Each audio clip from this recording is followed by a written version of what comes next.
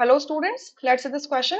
The question says equimolar solution of HF, HCOOH and HCN at 298 Kelvin have the values of Ka as these. तो मैं यहाँ पर लिख देती हूँ कि ये क्या है, Ka वैल्यूज दी हुई है किसकी, HF की, HCOOH की एंड HCN की. तो वैल्यूज क्या है, Ka वैल्यूज रिस्पेक्टिवली मैनर में 6.8 into 10 to the power -4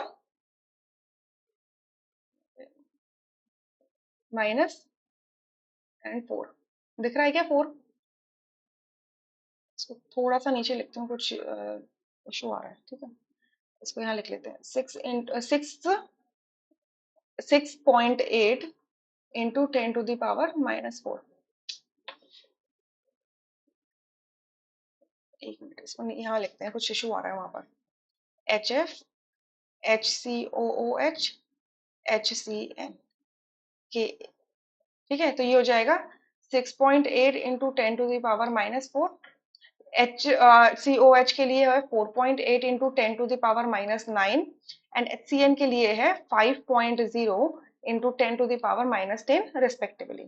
What is the observed trend of dissociation constants in successive stages? मतलब अगर आप dissociation constant देखें, dissociation constant ये सारे क्या है, एसिड है.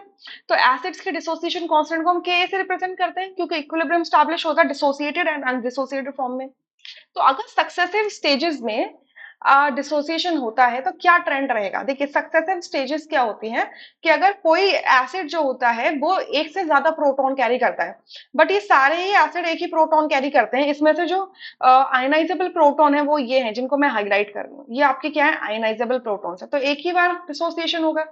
तो ये बताना है कि आपको ट्रेंड क्या होगा, किसका डिसोसिएशन सबसे ज्यादा होगा. और सब क्या है, इक्यूमोलर ही है. सब क्या है, इक्यूमोलर है. सो बस आपको यही बता देना है कि किसका डिसोसिएशन सबसे ज्यादा होगा, डिसोसिएशन कांस्टेंट सबका किसका ज्यादा होने वाला होगा. सो ये तो हम आराम से के वैल्यूज देख के ही बता सकते हैं कि के वैल्यूज क्या होने वाली है. क्लियर. तो इस केस में हमारी जो के वैल्यू है वो सबसे बड़ी किसकी है, एचएफ की तो है. देखो, उसकी पावर 10 की पावर -4 है. HCOH के 10 की पावर -9 है और HCN के 10 की पावर -10 है. या तो आप ये कर सकते हो कि इन सबकी पावर को सेम कर दो, बट जरूरत भी नहीं है क्योंकि पावर से आप बता सकते हो कि जिसकी पावर सबसे ज्यादा बड़ी होगी उसका डिसोसिएशन कांस्टेंट यानी कि ज्यादा होगा.